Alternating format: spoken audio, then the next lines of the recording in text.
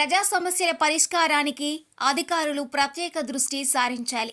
MLA doctor Nilavala Vijayasri Sullurpeta పట్టణంలోని శ్రీ సత్యసాయి కళ్యాణ మండపం నందు అన్ని శాఖల అధికారులతో నిర్వహించిన సమీక్షా సమావేశ కార్యక్రమం నందు ఎమ్మెల్యే విజయశ్రీ పాల్గొని ఆయా శాఖల మీద ఆమె రివ్యూ చేసి ఏ శాఖలో అయినా లోపాలు ఉంటే సరిదిద్దుకోవాలని అధికారులకు సూచించారు. అధికారులంతా ప్రజలకు ఉపయోగపడేలా పనిచేయాలని, ప్రజా సమస్యల పరిష్కారానికి అధికారులు ప్రత్యేక దృష్టి సారించాలన్నారు. ఈ కార్యక్రమంలో నియోజకవర్గ ఇన్ఛార్జ్ నిలవల సుబ్రహ్మణ్యం, అన్ని మండలాల అధ్యక్షులు, అధికారులు, పార్టీ నాయకులు, కార్యకర్తలు పాల్గొన్నారు.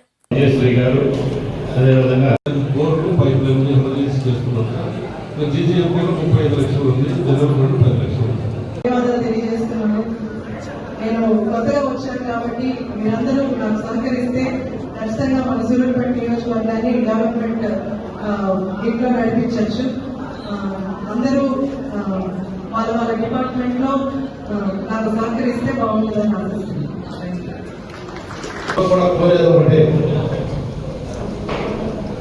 మన సూళ్లూరుపేట నియోజకవర్గాన్ని అటు అభివృద్ధి పథకంగా అటు సంక్షేమంగా మనం తీర్చిదిద్దాలి. ముఖ్యమంత్రి చంద్రబాబు నాయుడు గారు ఏ విధంగా అయితే ఆమె చిన్న వయసులోనే ఎమ్మెల్యే టికెట్ ఇచ్చి ఆమె గెలిపించి ఈరోజు శాసనసభకు పంపించాడంటే ఆమె ఈ నియోజకవర్గాన్ని అభివృద్ధి చేయగలదు, అందరికీ అందుబాటులో ఉండగలదని చెప్పిన ఉద్దేశంతో చంద్రబాబు నాయుడు గారి ఆశీర్వాదంతో ఈరోజు శాసనసభ్యులు అయింది. మరి మాకొకటి చంద్రబాబు ముఖ్యమంత్రి గారు మాకు తెలిసేసింది ఒకటే, అభివృద్ధి సంక్షేమం పట్ల మీరు పనిచేయలే కానీ, ఎలాంటి కక్ష సాధింపు చర్యలే కానీ, ఎలాంటి ప్రతీకార చర్యలు కానీ, ఎలాంటి వివాదాలకు తావు లేకుండా, మరీ ముఖ్యంగా ఎలాంటి అవినీతి కూడా తావు లేకుండా ఈ నియోజకవర్గంలో పనిచేసే బాధ్యత శాసనసభ్యురాలు డాక్టర్ నిలవల విజయశ్రీ గారు తీసుకుంటారని చెప్పి కూడా మనం చేస్తున్నాం. మరి అధికారులందరూ కూడా ఈ విషయాల్లో మాకు సహకరించండి. మరి మీరు ఇప్పుడు ప్రజెంట్ ఆన్గోయింగ్ వర్క్స్ అయితేనే లేదా ఏదైనా ప్రపోజల్స్ మీరు తయారు చేసుకున్నా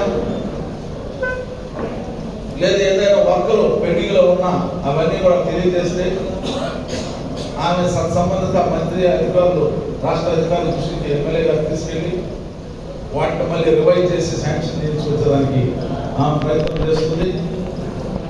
అదేవిధంగా ముఖ్యమంత్రి గారి యొక్క సహాయ సహకారాలతో, ఆయన ఆశీర్వాదంతో సూళ్లూరుపేట నియోజకవర్గాన్ని అన్ని రంగాల్లో ముందుకు తీసుకెళ్ళడానికి శాసనసభ్యులుగా పనిచేస్తుందని చెప్పి కూడా మీకు అందరికీ మేము మనవి చేస్తూ, మాకు కావాల్సినంత అధికారుల సహాయ సహకారాలు మళ్ళీ అలసత్వం లేకుండా ప్రభుత్వం ఏ కార్యక్రమం ఇచ్చినా ఆ కార్యక్రమం మీరందరూ కూడా దిగ్విజయంగా నిర్వహించడానికి మీ వల్లనే ప్రభుత్వానికి మంచి పేరైనా చెడ్డ పేరైనా వస్తుంది. కాబట్టి అధికారులే ముందుండి మా నియోజకవర్గాన్ని, మా ఎమ్మెల్యే గారిని నడిపించాలని చెప్పిన సందర్భంగా మీకు అందరికీ నేను మనవి చేస్తూ, మరి రేపు 1వ తారీఖున పెన్షన్లు, ఇది చాలా ముఖ్యం. చంద్రబాబు నాయుడు గారు ఎన్నికల వాగ్దానం ఏ విధంగా ఇచ్చాడో